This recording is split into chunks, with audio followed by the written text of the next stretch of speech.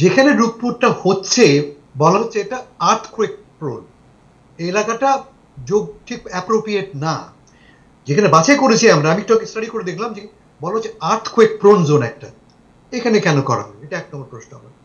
আপনি একটু আগে বলেছেন ওয়েস্ট ম্যানেজমেন্টের কথা বলেছেন, যদি সত্যি সত্যি আমরা ফেল করি, এবং ফেল করে 100% সম্ভাবনা আছে উইথ রাশিয়া, রাশিয়া যদি কোনো কোনো ডিলে করে বা রিফিউজ করে, সেক্ষেত্রে আমরা কোথায় এটা ফেলবো? আমাদের তো পাহাড় নেই, আমাদের তো ইউটার মতো জায়গা নেই যেখানে এটা লুকিয়ে রাখবো আমরা, তখন আমাদের কি বিপর্য হতে পারে? এটা সেকেন্ড প্রশ্ন। থার্ড প্রশ্ন হচ্ছে যে এটা কি আসলে প্রয়োজন ছিল? এরকম এরকম অতিরিক্ত ব্যয়ের প্রজেক্ট কি আদৌ আমাদের প্রয়োজন আছে? যেখানে আমাদের এক্সপার্টিস দিয়ে আপনি বলছেন, আমি যখন চুক্তি হচ্ছে আপনি আমার কাছে কিনবেন, অন্য কারোর কাছে কিনতে পারবেন না। দাম আমি ঠিক করব, দাম আমি ঠিক করব, 5 টাকা না 15 টাকা আমি ঠিক করব, তাই তো? এখন এটাই আমাদের নেগোশিয়েট করার মতো সেরকম এক্সপার্টও ছিল না। থাকবে না কেন?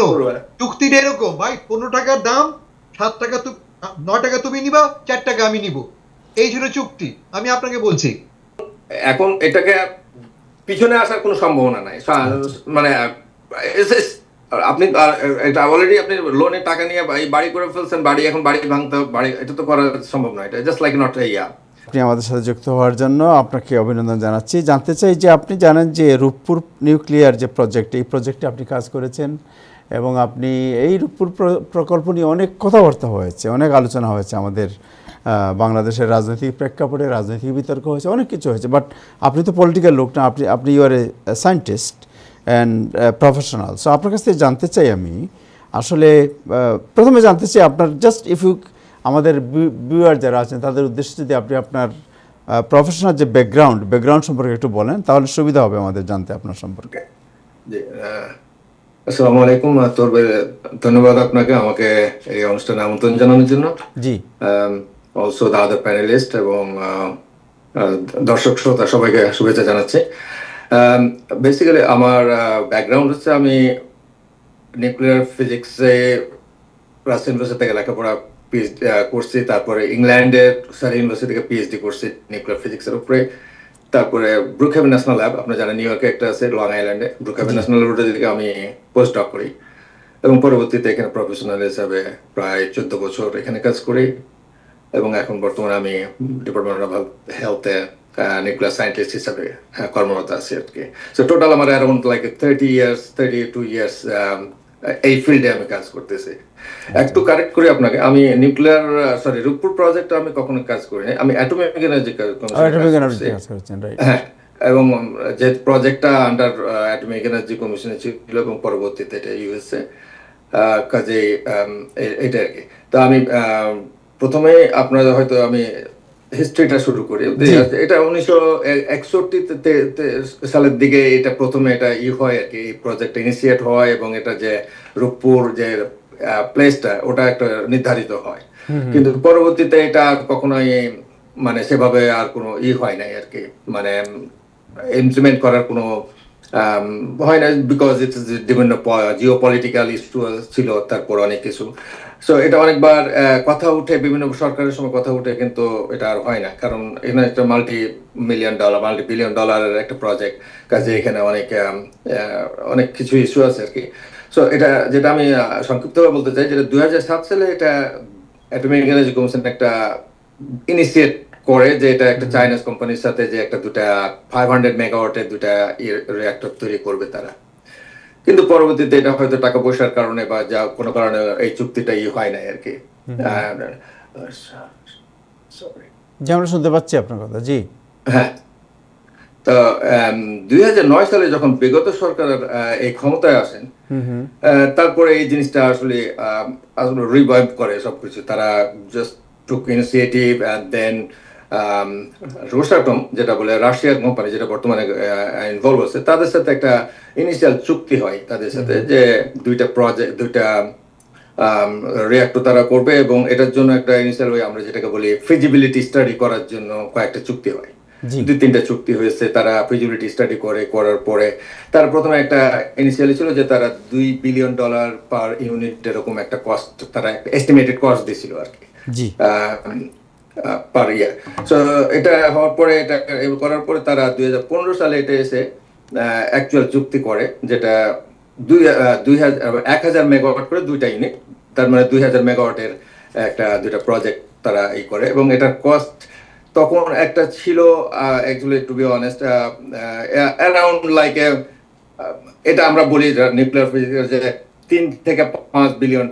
আমরা হাইয়েস্ট লেভেলে, হাইয়েস্ট এন্ডটা আমাদের জন্য হবে, কারণ বাংলাদেশ অনেক কিছু আর কি overhead cost is very high আমাদের জন্য, অনেক আমাদের টেকনিক্যাল ক্যাপাবিলিটি নাই, কাজে আমাদের ট্রেনিং এর লোক দরকার, ট্রেন লোক দরকার, এই সমস্ত কারণে ওভারহেড কস্ট অনেক বেশি।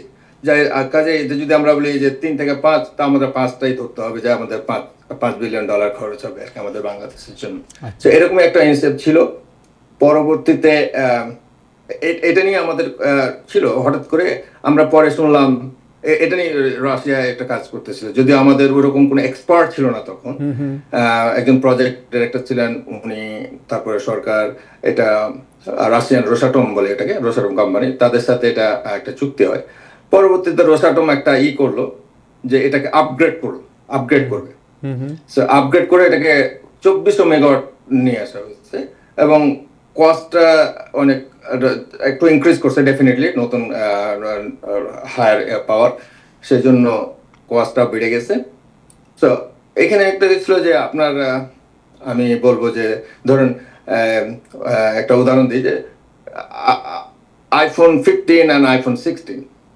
So iPhone 15 and 16, what is the difference and what is the cost? So it's cost effective analysis করা আর কি, যে আমি এটা কোনটা নিব আর কি, এবং এটার জন্য কস্ট কতটা, এটা আমি অ্যাফোর্ড করতে পারবো কিনা, যে আমার যে বেনিফিটটা পাবো সেটার সাথে। সো এটা একটা ছিল, আমি জানি না এটা কিভাবে এটা করছে, কিভাবে অ্যানালাইজ করছে। এটা দেয়ার ওয়াজ আ হিউজ অ্যানালাইসিস হওয়ার কথা ছিল, মানে হয়েছে কিনা জানি না, এটা আমি বাইরে ছিলাম।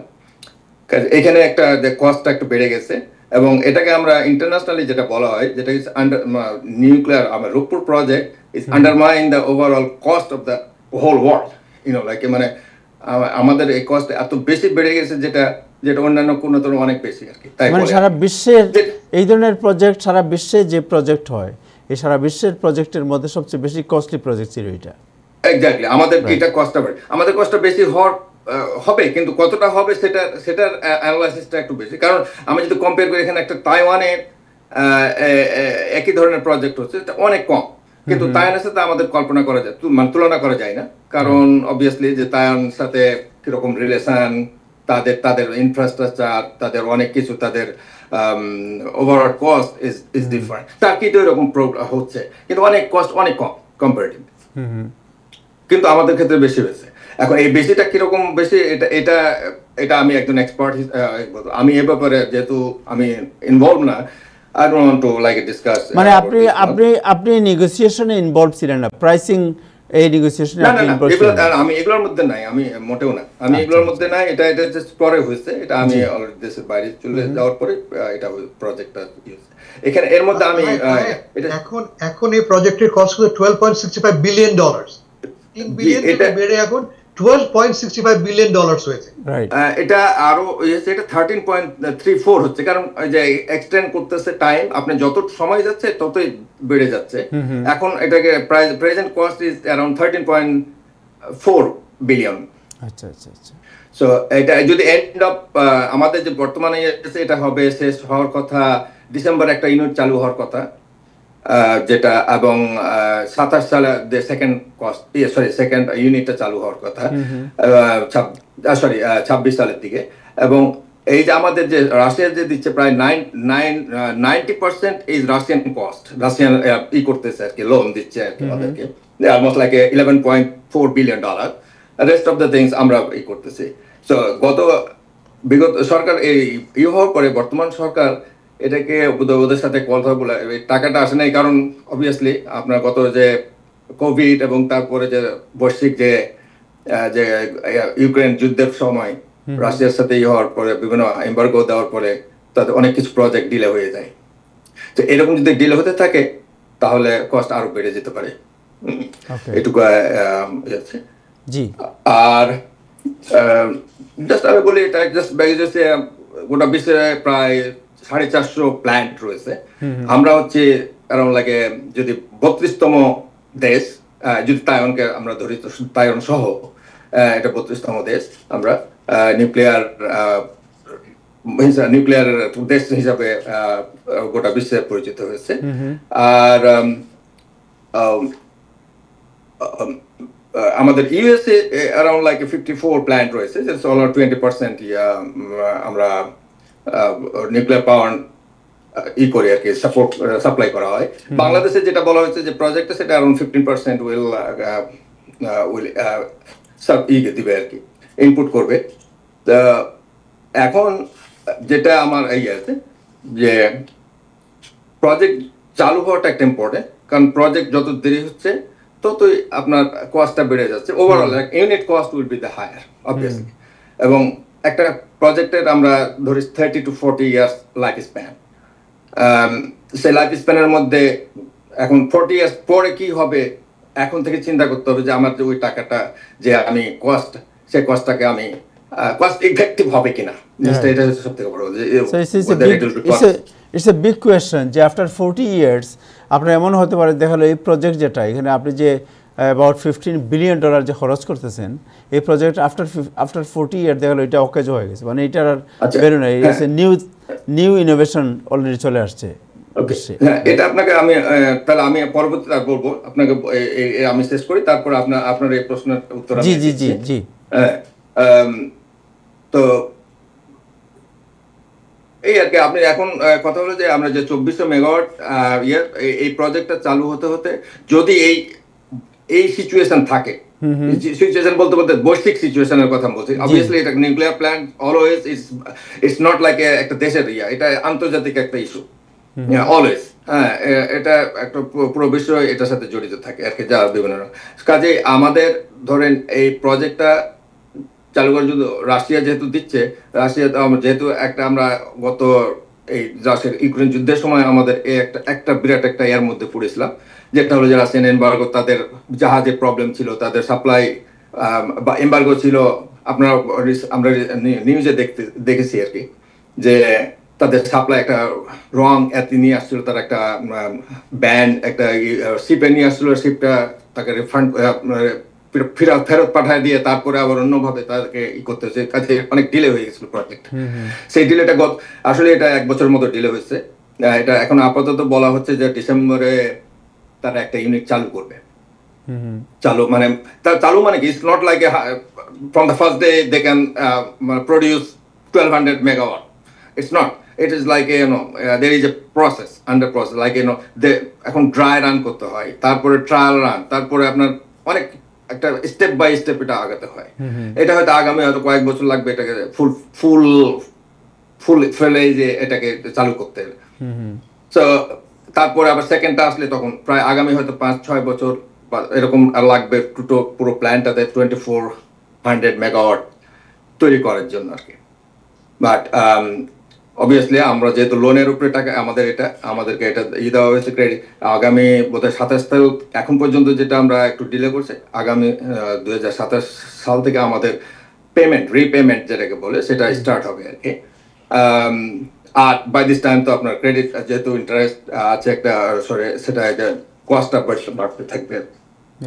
সো এই আপনার যদি কোনো প্রশ্ন থাকে এখন, আপনি বোধহয় প্রশ্ন করছিলেন, একটু কাইন্ডলি আবার যদি আমাকে একটু। না, প্রশ্ন করছিলাম যেটা 1 নম্বর প্রশ্ন আমার হচ্ছে যে আপনি তো সায়েন্টিস্ট, নিউক্লিয়ার সায়েন্টিস্ট, অ্যান্ড আপনি এই ধরনের প্রজেক্ট যেগুলার তার যে টেকনিক্যাল আসপেক্ট এটা আপনার জানা আছে ভালো। সো গভর্নমেন্টের পক্ষ থেকে নেগোসিয়েশন, আপনি বলছেন যে এই প্রাইসিং বা এটা কেনার ব্যাপার অন্য যে বিষয়ের সাথে আপনি সম্পৃক্ত ছিলেন না, এর যে আপনার সফিস্টিকেশন, তার যে টেকনিক্যাল যে পার্টস অ্যান্ড অন্যান্য যে ইকুইপমেন্টস কিনা হয়েছে, রাইট, এগুলো কি আপনি মনে করেন যে দি ইন্টারন্যাশনাল স্ট্যান্ডার্ড? ওকে, খুব একটা ভালো প্রশ্ন করছেন। আমি এখানে প্রশ্নের উত্তর যাওয়ার কয়েকটা জিনিস একটু বলি। যেমন এখানে কয়েকটা চ্যালেঞ্জ রয়েছে যে কোনো একটা নিউক্লিয়ার প্রজেক্টে। সেটা হলো যেমন আমাদের তাদের সাথে চুক্তি আছে, ফুল 100% চুক্তি আছে যে refuel everything we have to purchase from that Rosatom, মানে এভরিথিং, মানে কোনো আমরা বাইরে থেকে কোনো কিছু করা যাবে আর করা যাবেও না হয়তো। রোসাটম একটা ভালো একটা কোম্পানি, মানে গোটা ওয়ার্ল্ডে তারা অনেক করছে, প্ল্যান্ট তারা বিল্ড করছে। সো আমাদের ক্ষেত্রে যেটা হচ্ছে যে রিফুয়েলিং, যেটা আমরা নিউক্লিয়ার পাওয়ার প্ল্যান্টের জন্য প্রতি 1 বছর 1.5 বছর, অ্যারাউন্ড 1.5 বছর 2 বছরের মধ্যে রিফুয়েলিং করতে হয়, একটা লাইক 30%, লাইক 25% ফুয়েল রিপ্লেস করতে হয়। সো এই ফুয়েলটা তাদের রাশিয়া থেকে আসবে, তারা ইনস্টল করে দিবে, তারা ওই যে স্পেন্ট ফুয়েলটা তারা আবার দেশে নিয়ে যাবে। এই প্রসেসটা যদি স্মুথ হয়, এটা কিন্তু আপনার রেস্ট অফ দ্য লাইফ আপনাকে have to do it like every 2 years বা 1.5 ইয়ার, সামথিং লাইক দ্যাট, এটা করতে হবে।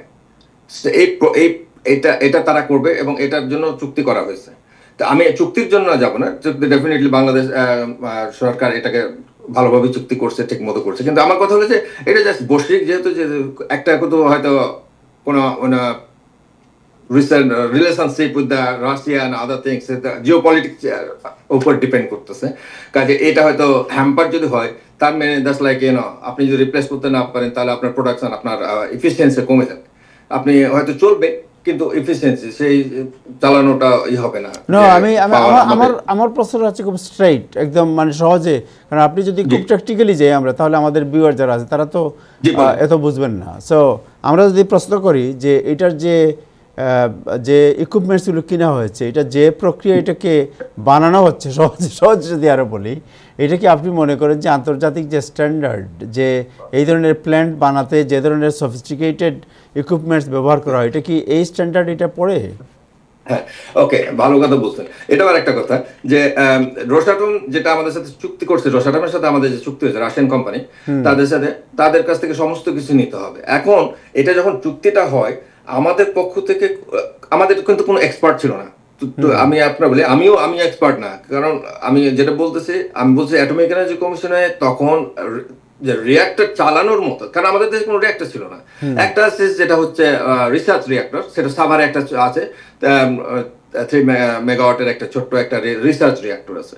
তাছাড়া রিঅ্যাক্টর চালানোর মতো আমাদের কোনো অভিজ্ঞ কোন ম্যান পাওয়ার নাই, বাংলাদেশ ছিল না।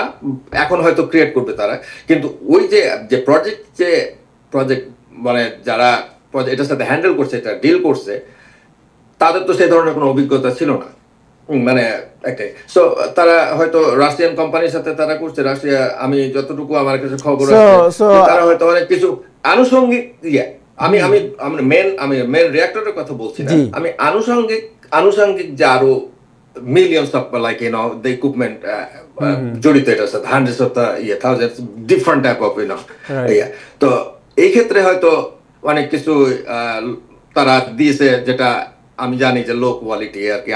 আমার কাছে আমি খবর পেয়েছি যে তার এফিসিয়েন্সি, যেটাকে আমরা বলি, যে যেটা হয়তো থার্ড জেনারেশন, মানে ফার্স্ট জেনারেশনের এটা আমাদেরকে ইকুইপমেন্টটা ধরায় দেওয়া হয়েছে। এটা বলার তো কেউ ছিল না, বা হয়তো দেখার মতো ওরকম ভাবে এক্সপার্ট ছিল না যে এটা কিভাবে এটাকে করা হবে আর কি। সো এটা একটা কথা। আর একটা হচ্ছে যে প্রজেক্টে আমি নিউজে শুনেছি, আমি সরাসরি বলছি না, আমি নিউজে দেখছি যে বেতন স্কেল, যেটা রূপপুর পাওয়ারের জন্য যে এমপ্লয়ীদের যে বেতন স্কেল তৈরি করা হয়েছে, আমি শুনছি যে এটা, আমি নিউজের কথা বলতেছি, যে প্রায় প্রেসিডেন্ট থেকেও বেশি বেতন ধরা হয়েছে আর কি, এরকম যে বাংলাদেশের প্রেসিডেন্টের যে বেতন তার থেকে বেশি ধরা হয়েছে। এবং এটার কারণ হিসেবে বলা হয়েছে যে এটা একটা রিস্কি প্রজেক্ট, কাজে এখানে একটু বেশি না দিলে লোক আসবে না, কাজ করবে না। সো এই ব্যাপারে এটা যদি নিউজে হয়, আমি তখনও নিউজে কখনো আমি এটার করে নেই, এটা আমার ব্যক্তিগত বলতে যে এটা কমপ্লিটলি আমি সঠিক নয়। কারণ এটা এখানে কিছু দেখার বিষয় রয়েছে যে কস্ট, এখন আমাদেরকে কস্ট ইফেক্টিভ করা, বিভিন্নভাবে কস্ট কমানো, যে আমি জানি না কিভাবে করা যাবে, বাট এটা একটা বিরাট একটা যে কস্টটাকে কমিয়ে নিয়ে আসাটা একটা challenge. So what is the way, is there any way? আপনি তো এখন দীর্ঘদিন থেকে আপনি নিউক্লিয়ার সায়েন্টিস্ট হিসেবে কাজ করছেন। সো আপনার আগে যদি এক্সপিরিয়েন্স নেওয়া থাকে, এতদিনে আপনার নিশ্চয়ই একটা এক্সপিরিয়েন্স হয়েছে, রাইট? সো এই আপনার বর্তমান এক্সপিরিয়েন্সের আলোকে আপনি কি মনে করেন যে এই প্রজেক্ট, এইটা মাথাবাড়ি একটা প্রজেক্ট, এই প্রজেক্ট, আমি একজন নিউক্লিয়ার ফিজিক্স, আমি অবশ্যই চাইবো বাংলাদেশে একটা নিউক্লিয়ার ফিজিক্স, আমার জন্য বিরাট একটা গর্বের বিষয় যে আমার দেশে একটা নিউক্লিয়ার প্রজেক্ট হচ্ছে। হ্যাঁ, বাট হওয়ার ক্ষেত্রে গিয়ে যদি দেখা যায় যে অনেক কিছু ঠিক মতো যদি চালানো হয়, it could be, it's like A white elephant. যদি সরকার যদি ঠিক মতো প্রুডেন্টলি অ্যাক্টিভ না হয়, it's mega project and it's almost like যেটা বললাম $14 বিলিয়ন, যেটা বাংলাদেশের জন্য এটা হিউজ একটা ইনভলভমেন্ট। এবং এটা যদি ঠিক মতো আপনার কস্ট ইফেক্টিভ না করা হয় এবং এটাকে যে সাস্টেন করাটা খুবই ভেরি ইম্পর্টেন্ট। সাস্টেন করা মানে কি, তো আপনি কি মনে করেন যে আমরা জানি অল দি ইম্পর্টেন্ট, আপনি কি মনে করেন যে এই ইম্পর্টেন্ট যেটা বলছেন আপনি, এটা হ্যান্ডেল করার মতো ক্যাপাসিটি আমাদের আছে? ওই যে আমি বললাম যে কস্টটা বাড়ার কারণে তারা ম্যান পাওয়ার তৈরি করে দিচ্ছে, এই মুহূর্তে করে দিচ্ছে, কিন্তু ওই যে ইনফ্রাস্ট্রাকচার যে গত সরকারের আমলে যেগুলো মানে বিভিন্ন রকমের চুক্তি হয়েছে, কিভাবে চুক্তি হয়েছে, কত টাকা গেছে, কোথায় গেছে, কিভাবে গেল, এই টাকার যে আমরা যে কস্ট, যে টোটাল কস্ট, সেই কস্টটাকে কমানো যদি আবার রিভিউ না করা হয়, রিভিউ করে যদি কমানো যায়, that's one of the things.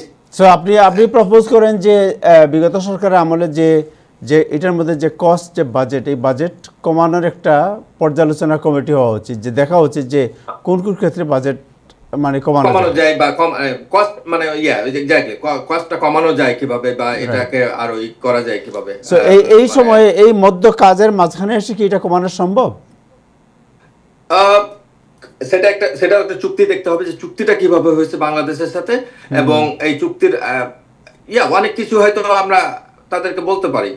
আমি জানি না এটা আমার এখানে বলাটা ঠিক হবে কিনা, যে এটা আমরা তাদের সঙ্গে আমাকে আগে রিভিউ করা দরকার যে প্রজেক্টগুলো, যেখানে কোথায় টাকাগুলা কোথায় হয়েছে, খরচ হয়েছে, এবং কতগুলা খরচ হয়তো আননেসেসারি হতে পারে, কিছু হয়তো দেখা যাচ্ছে না এখানে কিছু কস্ট কমানো যায়, অবভিয়াসলি কমানো যায়। যেমন আপনি তো এই প্রক্রিয়ার সাথে কিছুটা আপনার, যদিও আপনি ডিরেক্ট না হলে ইনডাইরেক্টলি ইনভলভ ছিলেন, আপনি একজন বাংলাদেশের নিউক্লিয়ার সায়েন্টিস্ট ছিলেন।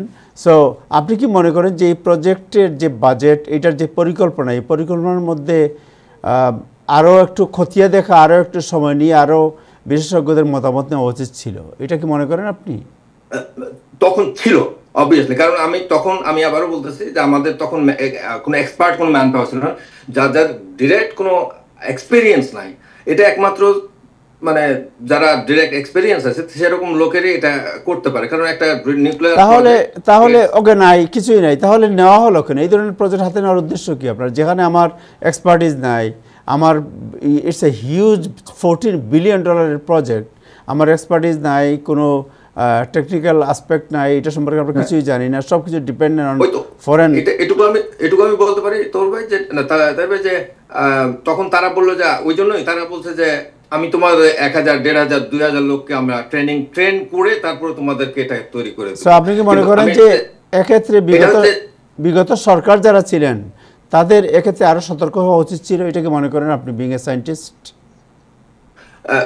যদি টেকনিক্যাল সাইডের কথা বলেন, আমি ডেফিনেটলি আমি বলবো যে দেয়ার ওয়াজ সামথিং আরো এক্সপার্ট, বাইরের এক্সপার্টও নিয়ে আসা উচিত ছিল, নিয়ে এসে এটাকে করা উচিত ছিল, কারণ তারা আমাদেরকে যে কি যন্ত্র বললাম, আমিও পারতাম না যদি আমাকে দেওয়া হতো যে আপনার কি যন্ত্রপাতি দেওয়া হবে, এটা তো একটা যন্ত্র না, it's like A hundreds of thousands of the equipment involved in this. Like আমি বলছি না যে মেন রিঅ্যাক্টরের কথা বলছি না, আনুষঙ্গিক অ্যাসোসিয়েটেড যে ইকুইপমেন্ট বা জিনিসপত্র যেগুলো লাগে, সেগুলোর ক্ষেত্রে যে কে কি দিল সেটাকে যাচাই করার মতো আমাদের এক্সপার্ট ছিল না। ওকে, আরেকটা বিষয় আপনার কাছে জানতে চাই, যদি আমি ইন্টারাপ্ট করতেছি আপনাকে বারবার, করার জন্য, সহজ করার জন্য, যে আপনি যেটা বলছেন যে রাশিয়ান যে কোম্পানি, এই কোম্পানির উপর ডিপেন্ডেন্সি আমরা, তারা যা বলছে এটি আমরা, বাট শুনুন, যখন আপনি বিজনেস করবেন আপনি তো চাইবেন যে লেস আপনি জিনিস দিয়ে হাইয়েস্ট প্রফিট করা, এটা হবে যে কোনো বিজনেস প্রতিষ্ঠান এরকম করার চেষ্টা করে, আনলেস আদারওয়াইজ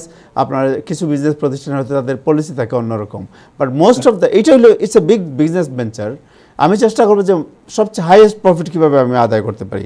আপনি মনে করেন কি যে এই প্রজেক্টে রাশিয়ান এই কোম্পানি বাংলাদেশের কাছ থেকে হাইয়েস্ট প্রফিট আপনার আর্ন করেছে? সেটা স্ট্যাটিস্টিক্যালি আমাদের দেখতে পাচ্ছি আর কি, যেটা যে প্রাইস অনুযায়ী যেটা দেখা হচ্ছে, তারা আমাদেরকে যেটা দিছে সেটা প্রাইস বললাম তো হচ্ছে ইন্টারন্যাশনাল। এটা আমি যে কস্টের কথা বললাম এটা 2015 সালের কস্ট, এখন তো এটা একটা প্রজেক্ট হয় 10-12 বছরের প্রজেক্ট। যখন আমি 15 সালের যে প্রজেক্টের কথা বলছি তখন হয়তো এটা হয়তো এই প্রাইসটা তো এখন না, যেটা 12 বিলিয়ন তখনকার করা হয়েছিল, মানে এখনকার যে কস্টটা হচ্ছে 12.6, যেগুলো 13.34, এটা হচ্ছে কারণটা। আমার হচ্ছে যখন 2015 সালে কিন্তু আমাদের চুক্তি করছে, তখনকার প্রাইসটা মানে আমাদের অনেক কম হওয়ার কথা ছিল আর কি।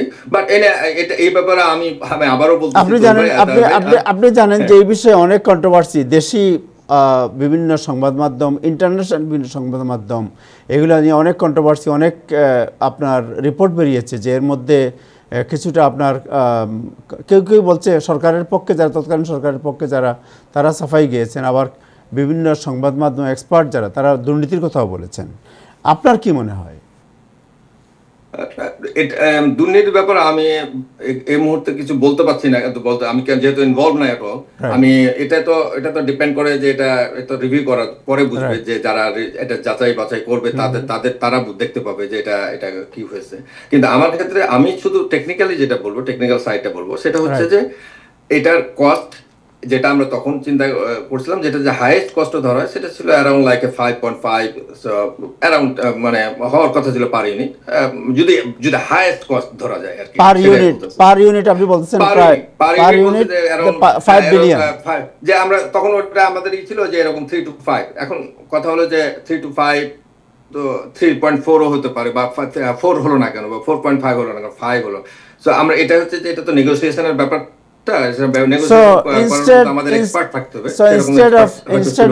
instead of ধরেন দুইটা মিলে 8 বিলিয়নের জায়গায় এখন আমরা অলমোস্ট 15 বিলিয়ন ডলার। 8 বিলিয়ন না, আমি ধরবো ধরে আমাদের কস্ট আর একটু বেশি হতে পারে, কারণ অবভিয়াসলি বললাম তো আমাদের এখানে ম্যান পাওয়ার কে পুরো about 10 বিলিয়ন, দুইটা 10 বিলিয়নের জায়গায় আমরা we are paying about 15 billion dollar, that means 5 billion dollar বেশি। এখন এই ব্যাপারে আমি কোনো মন্তব্য করতে চাচ্ছি না, আমি করতে চাচ্ছি না। আমি কারণ আমি টেকনিক্যাল সাইড আমি যে বললাম যে এখানে এটুকু হয়েছিল, এবং এখন কিছু করার জন্য হয়তো কিছু রিভিউ করা যেতে পারে আবার। তবে সরকারকে একটু প্রুডেন্টলি, অত্যন্ত বিচক্ষণতার সাথে এই জিনিসটা, প্রজেক্টটা হ্যান্ডেল করা। সো আপনাকে লাস্ট একটা আমি হাসান ভাই প্রশ্ন করতে চাচ্ছি, আমি হাসান ভাইয়ের কাছে দেবো, বাট আপনাকে আমি দুইটা জিনিস জানতে চাই। একটা হচ্ছে যে এইটার যে এই আপনি জানেন পারমাণবিক প্রকল্প, এর যে বর্জ্য, এই বর্জ্য ইজ ভেরি ডেঞ্জারাস। এটা কি আপনার, সো এটাকে সেফলি রিমুভ করা, এটাকে নিরাপদ জায়গায় নিয়ে যাওয়ার হোয়াট ইজ দ্য স্ট্র্যাটেজি? এটার কি কোনো স্ট্র্যাটেজি আছে আমাদের এটার? আমাদের স্টোরেজ, আপনি জানেন যে এরকম রিফুয়েল যদি স্টোরেজ করা হয়, সারা জীবনের জন্য ওইটা একটা গ্রেভিয়ার্ডের মতো হয়ে গেল, ওটাকে আর কি সারা জীবনে ওই জায়গাটাকে ইউজ করা যাবে না। যেহেতু আমাদের ল্যান্ড নাই, আমরা একেবারেই আমাদের এই জন্য এটা চুক্তি করা হয়েছে, তারা ফিরিয়ে নিয়ে যাবে। রাশিয়া এটা আমাদের যেগুলো ওয়েস্ট হবে সেগুলো পুরোপুরি নিয়ে চলে যাবে আর কি দেশ। এখন আমি এই জিনিসটা আপনাকে প্রথমে বললাম যে এটা একটা ওয়ান অফ দ্য চ্যালেঞ্জিং, যে তারা ওই যে আমাদের ফুয়েল নিয়ে আসবে এবং ফুয়েল নিয়ে যাবে, এই যে ট্রান্সপোর্টের প্রতি বছর 2 বছর পর এইটা যদি স্মুথ না হয়, তখন obviously it will be affecting so it has to be এবং এটা যদি জিওপলিটিক্যাল কোনো ইস্যুর কারণে যদি আবার যেমন হয়েছে গত ইউক্রেন যুদ্ধের সময় আমাদের একবার প্রবলেম হলো, এরকম যদি ভবিষ্যতে আবার প্রবলেম হয়, তখন হয়তো এরকম একটা দেখা দিতে পারে। এটা একটা ওয়ান অফ দ্য। শেষ প্রশ্ন করতে চাই আপনাকে, পরে হাসান ভাই প্রশ্ন করবেন আপনাকে, যে বাংলাদেশ গভর্নমেন্ট, আপনি তো কাজ করেছেন এবং আপনি একজন expert nuclear scientist, if government need the suggestion like a person like you, আপনি কি রেডি আছেন গভর্নমেন্টকে এই ব্যাপারে হেল্প করতে? যদি আমার কাছ থেকে কোনো যদি কিছু জিজ্ঞেস করে বা কোনো কিছু চাই, অবশ্যই আমি আমার দেশকে অবশ্যই সাহায্য করতে রাজি আছি, always. it's like it's good for me, like আমি অলওয়েজ চাই যে দেশের জন্য করার জন্য। Thank you so much. Thank you. দেশের উপরে মন পড়ে থাকি তো আমি obviously আমি জন্য I am proud that's like আমার দেশে একটা নিউক্লিয়ার পাওয়ার প্ল্যান্ট হচ্ছে কি বলে। Thank you so much. Thank you Hasan ভাই, ইউ গো হেড। আনোয়ার সাহেব অনেক ধন্যবাদ, ফ্যাসিনেটিং কনভারসেশন। আমরা জানি না অনেক কিছু এর সম্বন্ধে। দুটো তথ্য আপনাকে দেই, আপনি কি জানেন যে এখানে একটা বালিশের দাম 6000 টাকা ধরা হয়েছিল? জি, এটা বালিশের দাম 6000 টাকা। কি পরিমাণ অপচয় হয়েছে এটা। আপনি কেউ জানেন যে তিউলিপ সিদ্দিকী এবং আমাদের প্রাক্তন প্রাইম মিনিস্টার মস্কোতে যে চুক্তি করেছেন, $3 বিলিয়ন নাকি তারা পকেটে ভরেছেন। এমন অভিযোগ এসছে, আমি সে কথা যাচ্ছি না, আপনি জানেন না, কিন্তু এই নিয়ে এখন বিলেতে ইনভেস্টিগেশন হচ্ছে। $3 বিলিয়ন পকেটস্থ করেছেন আমাদের প্রাক্তন প্রধানমন্ত্রী এবং তার ভাগ্নি। আচ্ছা, আমার প্রশ্ন দুটো, আমার এটা তো আমি বলবো, তিনটা প্রশ্ন। যেখানে রূপপুরটা হচ্ছে, বলা হচ্ছে এটা আর্থকুয়েক প্রোন, এলাকাটা যোগ ঠিক অ্যাপ্রোপ্রিয়েট না। যেখানে বাছাই করেছি আমরা, আমি একটু স্টাডি করে দেখলাম যে বলা হচ্ছে আর্থকুয়েক প্রোন জোন একটা, এখানে কেন করা হবে? এটা এক নম্বর প্রশ্ন আমার।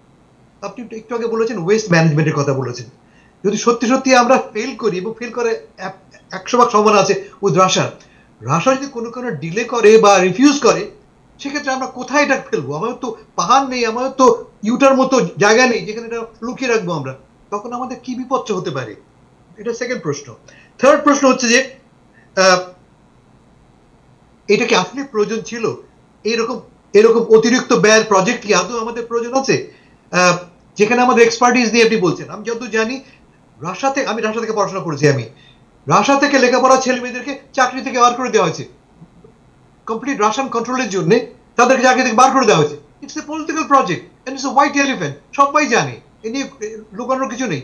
আমরা যেখানে রেডি নই এই প্রজেক্টের জন্য, এটা করা হয়েছে পিওরলি আর্থিকভাবে লাভবান হবার জন্য, আমার ধারণা এটা। আপনার কি বক্তব্য এই তিনটি বিষয়? আচ্ছা, প্রথম বিষয় আপনি যেটা বলেন সেটা আমিও নিয়ে যে শুনছি, যেটা আপনার যেহেতু আমরা সরাসরি অর্থনৈতিকভাবে কোনো ইনভলভ নয় প্রজেক্টের সাথে, কাজে আমরা যেটা নিউজে শুনছি সেটাই।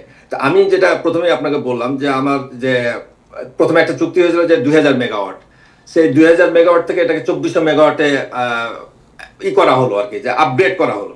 সেই আপগ্রেড করার সময় সে টাকা অবভিয়াসলি প্রাইসটা অনেক বেড়ে। তো ওই যে আমি প্রথমে একটা উদাহরণ দিলাম যে আপনি আইফোন 15 এবং 16 এর মধ্যে কোনটা নেবেন, আপনাকে কিভাবে করবেন। কাজে এটা হচ্ছে বাংলাদেশে যেটা হয় আর কি, যে আপনি যে বালিশের দাম বলতেছেন, হ্যাঁ এরকম অনেক কিছু, এটা তো খতিয়ে দেখার ব্যাপার অবভিয়াসলি, এটা যে কিভাবে এটা সরকার এটা রিভিউ করবে আর কিভাবে খরচ হয়েছে, কোথায় লোকেশনটার কারণে। হ্যাঁ, এটা একটা প্রয়োজন, দুইটা জিনিস কারণ, যে একটা হাজ টু বি ওয়াটার বেসড হতে হবে, যে ওয়াটার থাকতে হবে, কারণ এখানে আপনার যেটা আমি একটু বলে রাখি, প্রায় 450,000 গ্যালন পার মিনিট একটা এটা সাপ্লাই লাগবে, যেটা হচ্ছে কুলিং সিস্টেম, কুল করার জন্য আর কি, যেটা এটা it's 24/7, not a single minute, you can't stop it, it has to be continuous, like এই জন্য মাল্টিপুল থাকে আর কি, পাম্প জোন থাকে, সেকেন্ডারি টার্সিয়ারি বিভিন্ন সিস্টেম থাকে। সো এটা আমাদের ওখানকার পদ্মার ধারে করা হয়, শান্ত ওয়াটারের পাশে করা হয়, যে ওখান থেকে পদ্মা থেকে নেওয়া হবে অথবা আন্ডারগ্রাউন্ড থেকে নেওয়া হবে। সো এটা নিশ্চিত করতে হবে যে ওয়াটার সিস্টেমটা ইজ, ওই যে আমি যেটা বললাম, টোটাল প্রায় 300,000 gallon per minute has to be supply, is একটা মিনিমাম। এবং তার সাথে ইমার্জেন্সি আর আদার থিংস ধরে প্রায় 450,000 gallon, 450,000 gallon per minute supply থাকতে হবে। তো এটা একটা ইস্যু, যেটা আমরা হয়তো বা পদ্মা তখন যখন করছে তখন একরকম পদ্মা ছিল, এখনকার পদ্মা একরকম, হয়তো আমি জানি না, এই সমস্ত ব্যাপার আমি বেশি কমেন্ট করতে চাচ্ছি না, কারণ এটা আবার নদী শাসনের ব্যাপার আছে, ইন্ডিয়ার ইনভলভমেন্ট আছে, অনেক কিছু। ইটস এ হিউজ ওয়াটার আপনার প্রয়োজন পার মিনিট, আপনি বলছেন পার আওয়ার, পার মিনিট। এটা হচ্ছে সিস্টেম, এটা আবার ফিরে আবার সিস্টেমে চলে যাবে, এটা জাস্ট লাইক সার্কুলেট করবে। আচ্ছা, কিন্তু এই যে আপনি আমার ব্যাকগ্রাউন্ডে দেখতে পাচ্ছেন একটু, আমি দেখতে পাচ্ছি, জি, বড় করে দেওয়া যায়। আমার এই যে দুটো টাওয়ার, যেটা আপনি খুব ফ্যামিলিয়ার, যেটা সবাই দেখতে চাই, যে কুলিং টাওয়ার বলি আমরা, জি, ডান দিকে এটাকে বলে কুলিং টাওয়ার। এই যে আপনারা দেখেন যে আমরা ভেপার বের হয় বিভিন্ন পাওয়ার প্ল্যান্টে, এটা আছে। এটা হচ্ছে যে এই যে আপনাদের ওয়াটার সিস্টেম, আমি একদিন হয়তো আরেকদিন আপনাকে হয়তো কিভাবে কাজ করে সেটা একটা ডেমো দেখাতে পারি, যদি কখনো সুযোগ হয় ভবিষ্যতে, যে কিভাবে এটা কাজ করে atomic energy, nuclear power plant. তো এটা হচ্ছে কি, ওয়াটারটা আসবে, ওয়াটারটা হচ্ছে major things, it's one of the critical things for a nuclear reactor, যে এই ওয়াটারটাই হচ্ছে শিল্ডিং এর মতো, এটার মধ্যেই সবসময় থাকে। ইভেন আমরা বলছি যে 15 মিনিট যদি একটা সার্টেন অ্যামাউন্ট যদি নিচে লেভেল ড্রপ করে 15 minutes, then it will be disaster, will be like the damage, the core damage যেটাকে বলি আমরা। সো এটা আমরা 15 মিনিটের একটা স্লট বলি আর কি, যে এটা মিনিমাম আর কি, যে has to be stable at the certain level ওই লেভেলটা থাকতে হবে, এবং এটা যদি কোনো কারণে ড্রপ করে, যেটা আমাদের এই জাপানের যে প্রবলেমটা হয়েছিল আর জি কি, জি জি এটা হওয়ার পরে 15 মিনিট হলে একটা হলে সেকেন্ডারিটাও তখন দেখা যায় যে একটা কাজ করে না, তখন সেকেন্ডারির কাজ করে দেওয়া হয়, সেকেন্ডারিও কাজ করে না, তখন টারশিয়ারি ইউজ করা হয়, করে তারপরে দেখা যায় যে ইমার্জেন্সি করতে হয়, যেটা যেটা জাপানে করা হয়েছিল, তারপরে পারে নাই হয়। কারণ এভরি 15 মিনিটস, সরি 15 মিনিটের মধ্যে এটা হ্যাজ টু বি, মানে 15 মিনিট ম্যাক্সিমাম আমরা 15 মিনিটের বেশি হলে এটা প্রায় ড্যামেজ হয়ে যাবে আর কি ইয়েটা। এবং আমি আমি অবশ্য খারাপ দিকটা বলতে চাচ্ছি না, কারণ এটা এটা হওয়াটা সম্ভাবনা খুবই কম। There is a safety procedure. আপনি যেটা বললেন সেটা হচ্ছে যেটা হচ্ছে যে আর্থকুয়েক প্রজেক্ট, এই প্রজেক্টটা যেটা করা হয়েছে এটার একটা সেফটি আছে, রুল আছে, সেটা হলো যে যেটা আমরা VVER 1200, এটা হচ্ছে যে কোনো কারণে অ্যাক্সিডেন্ট হতে পারে, এটা যেমন জাপানে হয়েছে এটা আমাদের, কিন্তু এখানে এটা হচ্ছে যে এটা যদি হয় তাহলে এটা কলাপস করবে উইদিন দ্য এমবডিনেস, তারপরেও এটা এখন হতে পারে আর কি। কিন্তু এটার কারণে হয়তো এই আর্থকুয়েক জোন বা আরো করার জন্য সেফটির ইস্যুটা দেখা হয়েছে, প্যাসিভ সেফটি কোনো ওই জন্য 1200 মেগাওয়াটের যেটা, এটাতে একটা এক্সট্রা সেফটি ইস্যু আছে আর কি, যার ফলে ওটাকে করা হয়েছে, ইউজ করা হয়েছে আর কি, নেওয়া হয়েছে আর কি। আচ্ছা, আপনার থার্ড প্রশ্ন যেটা বলতেছিলেন যে ওয়েস্টের কথা বলতেছেন, এক্স্যাক্টলি হ্যাঁ, এটা এটা আলাদা ক্রিটিক্যাল, যেটা আমি অলরেডি বলছি কয়েকবার, যে এটা এভরি 2 ইয়ার্স 1.5 ইয়ার্স পর পর আপনাকে এই যে রিফুয়েলিং যেটাকে বলি, এটা করতে হবে, কারণ এটা অ্যারাউন্ড 25% ফুয়েল চেঞ্জ করতে হয়, কারণ এফিসিয়েন্সি অনেক এই হয়তো বার্ন হয়ে যায়, বার্ন আউট হয়, তখন ওটাকে আবার রিপ্লেস করতে হয়।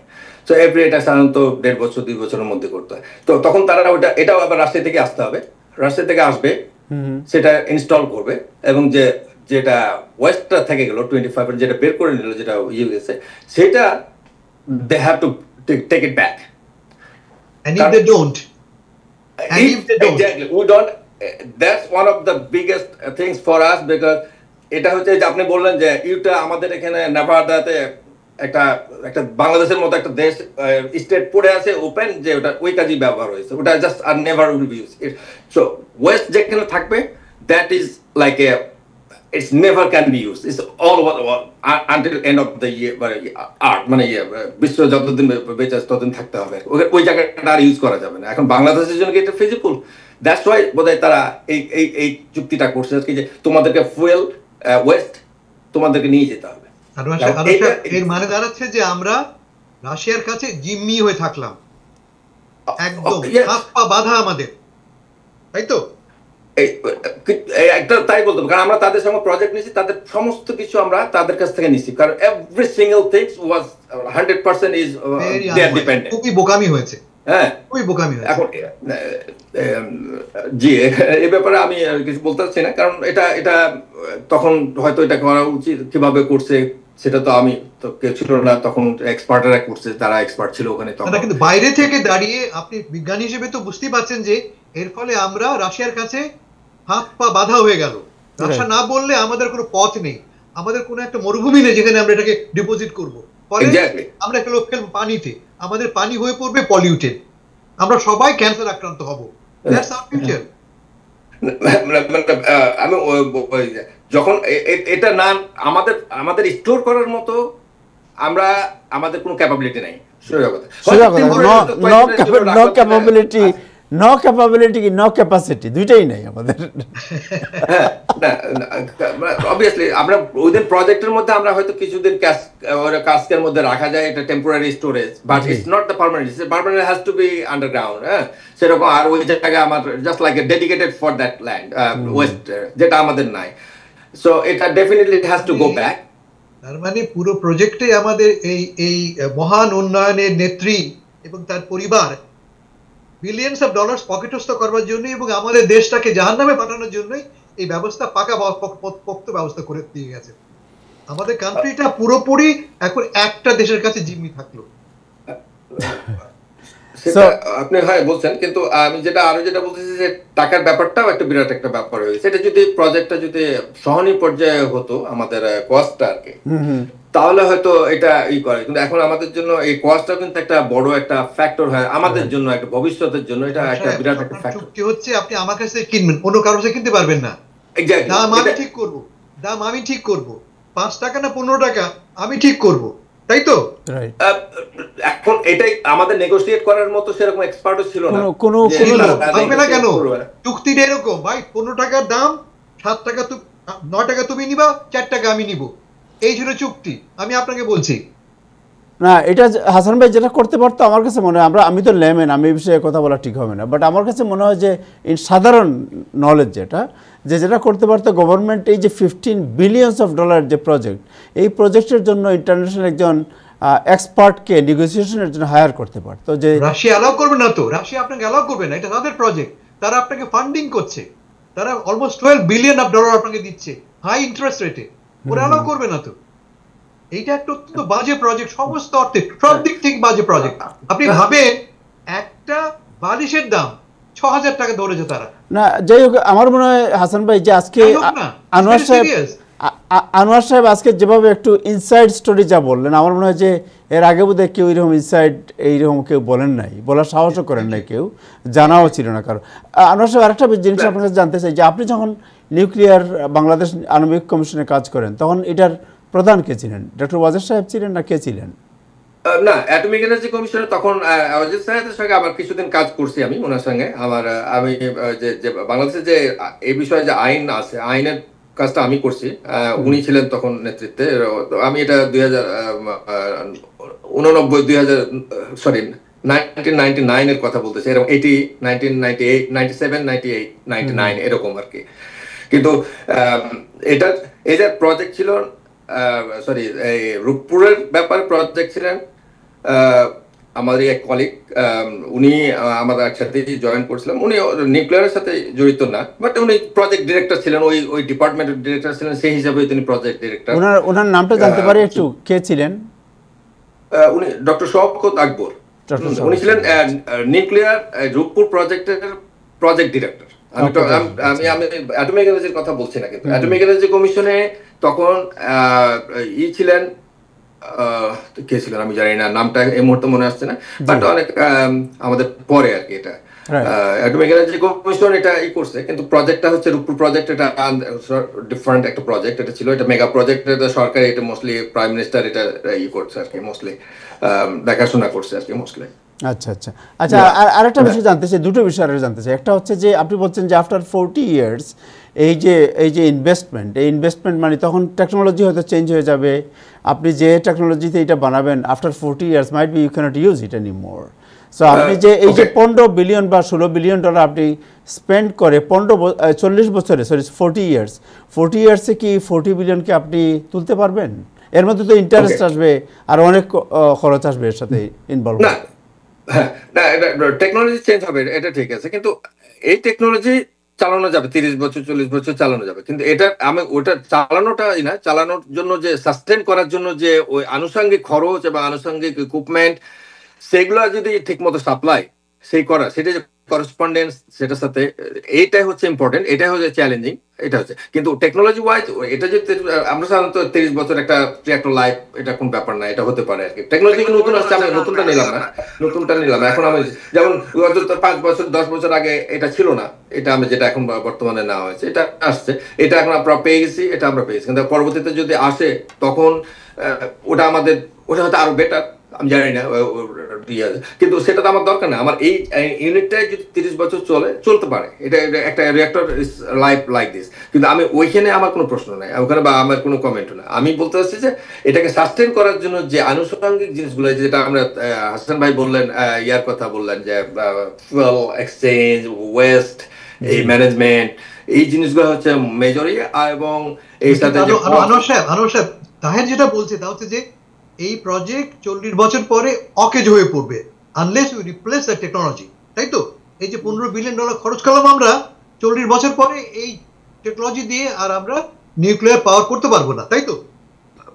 সেরকম একটা পর্যায়ে গিয়ে আপনি একটা reactor will be like not feasible, আমরা বলবো তখন যে not feasible to run. $15 billion এখনই আমরা যা করার পাবো, 15 বছর 40 বছর পরে আমাদের আরো $15 বিলিয়ন বা $25 বিলিয়ন আবার ইনভেস্ট করতে হবে, তাই তো? ও ওটা ওটা হ্যাঁ এক্স্যাক্টলি, আপনি একটা সার্টেন লাইফের পরে একটা যে কোনো একটা জিনিসের আপনি ওটাকে তখন বলা যাবে যে এটা না এই টেকনোলজি বা এটা নট সাস্টেনেবল বা নট ফিজিবল টু, মানে আপনি তো ট্রেডিং বা আমরা বলি যে কস্ট এবং কস্ট ইফেক্টিভ হতে হবে। এটা হাসান ভাই, এটা এইরকম যে DC-10 বিমান যখন মনে আছে আপনার নিউ ইয়র্কে আসতো, ওই DC-10 হঠাৎ করে আমেরিকা একদিন আপনার বললো যে আমেরিকার আকাশে ঢুকতে পারবো না, এটার সেফটি প্রবলেম আছে, রাইট? সো তারপরে কি হলো আপনার এটা লেটেস্ট যে আপনার বোয়িংগুলো, এই বোয়িংগুলো এখন হচ্ছে, বাট ওইটা অ্যাবান্ডন হয়ে গেছে, ওইটা আর হবে না আপনার। সো আমার মনে হয় সামথিং টোটাল আমাদের টোটাল রিজার্ভ হচ্ছে $25 বিলিয়ন, আমাদের টোটাল রিজার্ভ, রাইট? এই মুহূর্তে আর $15 বিলিয়ন খরচ করছি আমরা এমন একটা প্রজেক্টের জন্য, যে প্রজেক্ট আমাদের উপকার আসবে না আলটিমেটলি। কার বুদ্ধি এটা ভাই? এত পণ্ডিত কে ছিল? সো ডক্টর আনোয়ার, আপনাকে জিজ্ঞেস করছি আরেকটা প্রশ্ন, আমাদের ভিউয়াররা জানতে চাচ্ছেন, অনেকেই খুব আগ্রহ নিয়ে দেখছেন আপনার কথা, যে তারা জানতে চাচ্ছেন যে এটা কি বাতিল করার কোনো পথ আছে আমাদের?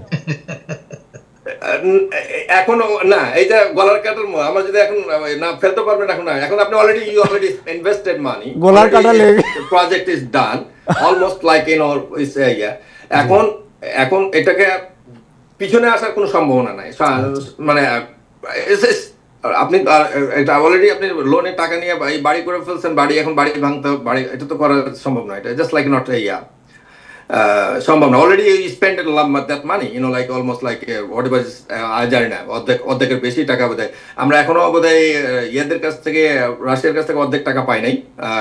11 বিলিয়নের মধ্যে বোধহয় 7 বিলিয়ন এখনো বাকি আছে, যেটা আমাদেরকে দেওয়ার কথা যেটা দেওয়ার কথা ছিল গত বছরে দেওয়ার কথা ছিল, সেটা হয়তো আগামী কয়েক মাসের মধ্যে দিবে তাই শুনছি আর কি, যে এটা সরকারের সাথে চুক্তি হয়েছে, এটা তারা এই টাকাটা আমাদেরকে যে লোনের টাকা আর কি, সেই টাকাটা এখনো দেয় নাই আর কি, ছাড় করে নাই আর কি, ছাড় করবে আর কি খুব শীঘ্রই। সো আমরা আলটিমেটলি আমরা বলতে পারি যে দিস প্রজেক্ট এটা হচ্ছে যে খালি শেষ হচ্ছে না, পুরো নেশনের উপর একটা বড় ধরনের মানে যে এটা ফিজিবলও না, এটা একটা বিপজ্জনক প্রজেক্ট আমাদের জাতির উপর।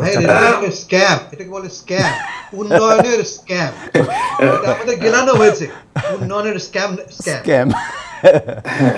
ফ্র্যাঙ্ক অ্যাবাউট ইট, আমাদের জন্য নয় প্রজেক্টটা। সিম্পল দেখেন আপনি, ফুয়েল ওয়েস্ট ম্যানেজমেন্ট করার ক্ষমতা আমাদের নেই। যে ফুয়েলিং যেটা হবে, ওয়েস্ট যেটা হবে সরি, সেটা আপনাকে এমন জায়গায় রাখতে হবে সুরক্ষিত। এখানে এমন লাস ভেগাসে কি বলে, পাহাড়ের নিচে শত শত ফুটের নিচে আমরা কোথায় ফেলবো? রাশিয়া যদি বলে যে আমাকে এটা দিতে হবে, হয় আমাকে সেন্ট মার্টিন দিতে হবে, কারণ তোমার আমি ওয়েস্ট ম্যানেজমেন্ট আমি করবো না, হোয়াট ডু উই ডু? তখন ওই ওয়েস্ট আমাদের যাবে আমাদের পদ্মা নদীতে, সে পানি খেয়ে খাবে। এটা পারবে না, ওটা হবে না, but that's one of the challenge. আর যেটা আমি বলতে চাচ্ছি যে এই প্রজেক্ট যদি কস্ট ইফেক্টিভ হয়, সব দেশে, অনেক দেশে আপনি বললাম যে আমরা প্রায় 400, আমাদের আমেরিকাতে প্রায় 55 রিঅ্যাক্টর আছে আমাদের দেশের, এই নিউ ইয়র্কের পাশে যে ওয়েস্ট টেক্সাস। আমরা আমেরিকা নই, এটা ঠিক, হ্যাঁ না এটা ঠিক নই, এক্স্যাক্টলি আমি বলেন জি আমি আপনি এগ্রি, পুষতে পারে না সবাই, হাতি পুষতে পারে না। হাতি পোষার জন্য ক্ষমতা দরকার, আমাদের সেই ক্ষমতা নেই। আমরা এত শখ কেন আমাদের হাতি পোষার, যে আমাদের ক্ষমতা নেই? এখন আমাদের কথা হলো যে এখন যেহেতু অলরেডি হয়ে গেছে, এখন এটাকে কিভাবে আমরা এই করবো, না হলে তো আমাদের জন্য এটা একটা বোঝা হয়ে যাবে। জি বলুন। এটাই হচ্ছে আমাদের কথা এখন, যে এটা যেন বোঝা না হয় আমাদের জন্য, সেটার জন্য সরকারকে যথেষ্ট মানে খুব সেনসিটিভ, মানে খুব এইভাবে আগাতে হবে, সতর্কভাবে। So what is your suggestion? আপনার সাজেশন কি? না, আমি অবভিয়াসলি কস্ট যদি কমানো যায় কিছু, সেটা একটা বিরাট একটা যে কস্ট কমানো যায়, আর অন্য প্রজেক্ট তার চুক্তি কোনো ভাবে করা যায় কিনা, যে সমস্ত গুলো আর কি, কিভাবে এটাকে ইমপ্লিমেন্ট করা যায় আর কি, এটাকে ভার্সেটাইল করা যায় কিনা, হ্যাঁ, যে ভার্সেটাইল করা যায় কিনা, যেটা এই যে আমাদের যে সাস্টেন করার জন্য যে সমস্ত এইগুলা, এখানে তো এটা তো একটা একটা জিনিস না, আপনাকে তো আমি এখন হিউজ একটা প্রজেক্ট। এটা হচ্ছে ওই যে বললাম যে এখানে হয়তো প্রায় 14টা ডিপার্টমেন্ট, সরি মিনিস্ট্রি জড়িত আছে। যে বালিশ বললেন যেগুলো, এটা তো হচ্ছে গণপূর্ত বিভাগ ওই করে, এটা জাস্ট যারা বিল্ডিং করতেছে তার সাথে হয়তো যে নিউক্লিয়ারের তারা কেউ জানে না, এটা প্রজেক্ট সরাসরি এটা আলাদাভাবে হচ্ছে, ইন্ডিভিজুয়ালি ডিলিং হচ্ছে আর কি। সো আমি ওটা যে আমার প্রজেক্ট ডিরেক্টর উনি যে দায়ী যে বালিশের জন্য, তো বালিশ করছে একটা যে গণপূর্ত বিভাগ, তারা আলাদাভাবে এই প্রজেক্টটা ওই পার্টটা তারা করতেছে। তারপরে আপনার ট্রান্সপোর্টেশন পার্টটা একজন করতেছে, একটা ডিপার্টমেন্ট করতেছে। তো এরকম আর কি। তো নিউক্লিয়ার যে টেকনিক্যাল সাইডটা, সেটা যেটা আমাদের এই করা হচ্ছে, সেটা সেই ক্ষেত্রে কস্টটা যেটা এখন কোনোভাবে এটাকে করা যায় কিনা, এটাকে রিভিউ করতে, এটা রিভিউ করাটা একটা ইম্পর্টেন্ট একটা ইস্যু, যে রিভিউ করে এটাকে কস্টটাকে কমানো যায় কিনা। এটা হচ্ছে একটা আমার যেটা হচ্ছে যে, আর এটা যত তাড়াতাড়ি সম্ভব এটাকে চালু করা। এখন এই চালু করার ক্ষেত্রেও একটা আন্তর্জাতিক একটা নিয়ম নীতি রয়েছে। ইচ্ছা করলে আমি কালকে বলবো আমি উদ্বোধন করে দিলাম, it's not like this, there is a international rule, there is lot of things. একটু বলবেন কি রুল এর সাথে সম্পৃক্ত? চালু করতে হলে কি করতে হবে? ওকে, না চালু করতে হলে যেমন আমি অবশ্যই এটা করছে হয়তো, যেমন ব্যাকগ্রাউন্ড চেক করা, যে প্রত্যেকটা 1 বছরের ব্যাকগ্রাউন্ড রেডিয়েশন ব্যাকগ্রাউন্ড চেক করা অ্যারাউন্ড দ্য সাইট, প্রায় 10 মাইল 50 মাইল পর্যন্ত আর কি, অ্যারাউন্ড দিস 2 মাইল থেকে আমরা বলি 10 মাইল পর্যন্ত বলা হয়, এবং 50 মাইল পর্যন্ত বা 10 মাইল পর্যন্ত আর কি, 10 mile around the circle, all kind of the commodities and everything has to be, but হয়তো এটা আইএইএ তাদেরকে সাপ্লাই করছে বাংলাদেশকে, আমি জানি না, এটা একটা কথা। তারপরে আপনাকে বললাম যে এটাকে ড্রাই রান বলে, এটাকে ড্রাই রান করতে হবে। তারপরে আপনাকে যে ট্রায়াল দিতে হবে, ট্রায়াল রান, যে উইদাউট লাইক ডামি সোর্স দিয়ে ট্রায়াল রান করতে হবে, যে working, the system is working, it's everything, it's just like আমি একটা নেক্সট হয়তো কখনো দেখালে আপনাকে দেখবো যে পুরো সিস্টেমটা কিভাবে কাজ করে, যে ওয়াটার সাপ্লাই যেটা আমি বললাম, সেই ওয়াটারটা যাচ্ছে কিনা ঠিক মতো, যে টাইম দ্য টেম্পারেচার ইজ ঠিক মতো হচ্ছে না, তারপর রেডিয়েশন যে করেছে পুরো সিস্টেমটা আর কি, যে ভালভগুলো কাজ করতে, valve is thousands of valves is there, মানে করার জন্য আর কি, সেফটি ভালভ বলি আমরা। সো এই যে বললাম যে পানির ভালভ, সো এই পুরো সিস্টেমটাকে চেক করা it's like a huge task, it's like a embrace. এই জন্য বাংলাদেশে যে আমি যেখানে কাজ করছি সেটা হচ্ছে বাইরা এখন বলে Bangladesh atomic energy regulatory authority, আমি রেগুলেটরি অথরিটির একজন কাজ করছি আর কি। তো তারা এটাকে লাইসেন্স দিয়েছে আর কি। সো এই লাইসেন্স অনুযায়ী লাইসেন্স চেক করতে হয় সমস্ত কিছু, pin point, every single step is like thousands of steps is they have to check. তারপর আন্তর্জাতিকভাবে যেটা হচ্ছে যে আন্তর্জাতিক ওই রুলগুলো আর কি, এগুলো তো আন্তর্জাতিক রুলে, আমাদের যেগুলো আইনের কথা বলতেছে সেগুলো আন্তর্জাতিক আইনের মধ্যে পড়ে আর কি। সো ওই জিনিসগুলো করতে হবে। সো এটা করতে করতে আমরা বলা হচ্ছে যে ডিসেম্বরে চালু করবে বলতেছে, যেটা হয়তো সুইচ টিপবে আর কি, হয়তো যে আমরা ইনিশিয়াল যেটা আমাদের যে বলি যে সরকার গিয়ে উদ্বোধন করবে আর কি। তারপরে হয়তো তারপরেও টেক্স টাইম, হয়তো another takes long time, usually like several months probably, even if it is like a work properly, nicely, ঠিক মতো সবকিছু কাজ করতেছে, তাহলে হয়তো within few months তারা একটা certain 1200 মধ্যে হয়তো 80% বা 50% to 80% they can produce. So 100% produce করাটা একটা সময় লাগবে, বাট করতে পারবে আর কি, আশা করি। এটা যদি যেহেতু এখানে রাশিয়া সরাসরি তাদের এক্সপার্ট জড়িত, তারা এইভাবে ট্রেন করবে, তারা এখানে রেডি করে দিয়ে তারপরে যাবে, তারা হয়তো করবে। আর একটা জিনিস যে আপনি হয়তো এটা জানেন, যে হাসান ভাই হয়তো জানে, প্রত্যেকটা ইকুইপমেন্ট ইজ রাসান লেখা আর কি। আমি একটা প্রজেক্টে কাজ করছি, পুরো ইকুইপমেন্ট ইজ রাসান ল্যাঙ্গুয়েজে লেখা আর কি, এভরি সিঙ্গেল আর কি বাটন। সো হ্যালো, জি আমরা শুনতে পাচ্ছি। হ্যাঁ, সো ওটা একটা যে আপনি রাশিয়ান ট্রেন না হলে, এই জন্য ট্রেন করা দরকার, তাকে ল্যাঙ্গুয়েজে শিখতে হবে। তাহলে একজন লোক যা কাজ করতে পারবে না আর কি। সো রাশিয়ান ল্যাঙ্গুয়েজ ছাড়া এখানে কোনো ল্যাঙ্গুয়েজ নাই এর মধ্যে, ইকুইপমেন্টস না, ওই ইকুইপমেন্টের সমস্ত সাধারণত রাশিয়ান ল্যাঙ্গুয়েজ কিছু কিছু হয়তো আছে, কিন্তু বাট মোস্টলি এরা আছে। আমি একটা কাজ করছি অ্যাটমিক ইরেডিয়েশন প্ল্যান্ট ছিল, সেটা প্ল্যান্ট প্রো রাশিয়ান ওই রকম আর কি। কয়েক বছর পরে হয়তো এটাকে ডিসম্যান্ডেল করতে হয়েছে, এটা ভ্যাকুম করে একটা জয়েন্ট ভেঞ্চার ছিল। এটা ছিল যে খাবার করা আর কি, রেডিয়েট করা, স্টেরাইজ করার জন্য বিভিন্ন মেডিকেল ইকুইপমেন্ট সো ওটা ওই রকম আমি দেখছিলাম আর কি। প্রত্যেকটা বটন যে যে সুইচ বাটনগুলো ইজ রাশিয়ান ল্যাঙ্গুয়েজে লেখা আর কি। So you can't like handle until you know that Russian language. So that's one of the প্রজেক্টের যে কস্টের মধ্যে ওটা একটা কস্ট ছিল যে তারা ট্রেন করবে, তারা ল্যাঙ্গুয়েজ শিখাবে 2 বছরের জন্য বোধহয় প্রত্যেকটা ইঞ্জিনিয়ারকে নিয়ে গেছে ওখানে, নিয়ে যায় 2 বছর আগে লাঞ্চ করে তাদেরকে করছে আর কি, ট্রেন করছে। Right, it's a very dangerous, anyway it's a very dangerous thing যে আপনি যদি ল্যাঙ্গুয়েজ শিখলেন, আপনার ল্যাঙ্গুয়েজ না ইংলিশও না, বাট ইফ আপনি যদি কোনোভাবে কোনো রং বাটনে টিপ মারেন তাহলে কি হবে? গড নোস।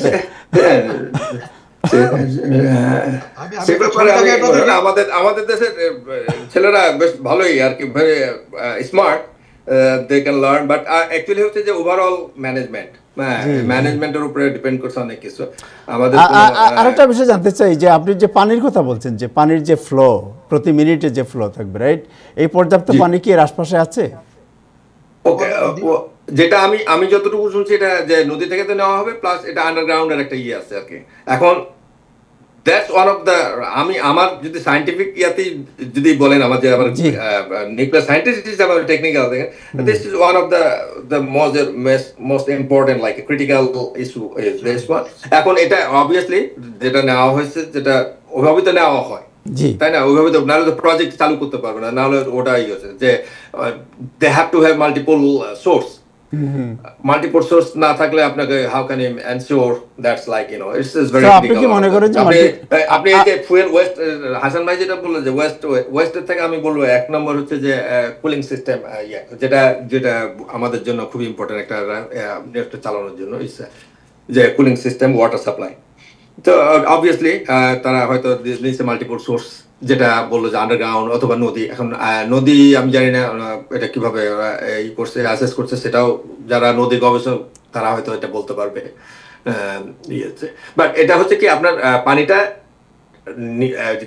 আসবে, কিন্তু ওটা আবার রিসাইকেল করে আবার নদীতে যাবে বা যেখানে যাওয়ার সোর্সে ব্যাক করবে আর কি। এটা জাস্ট একটা সার্কুলার মতো আর কি, সার্কুলার জাস্ট আসবে, ওটা উঠানো হবে, ওইটা ফুয়েলের সরি ট্যাঙ্কের মধ্যে ওটা গরম হবে, ওই গরম ওয়াটারটা নিয়ে এসে, ভ্যাপারটা নিয়ে এসে ওটা টারবাইনটাই করবে, করে ওটা আবার কুল করে সিস্টেমে চলে আসবে আর কি, আবার চলে যাবে আর কি, জাস্ট লাইক এ সার্কেল করবে।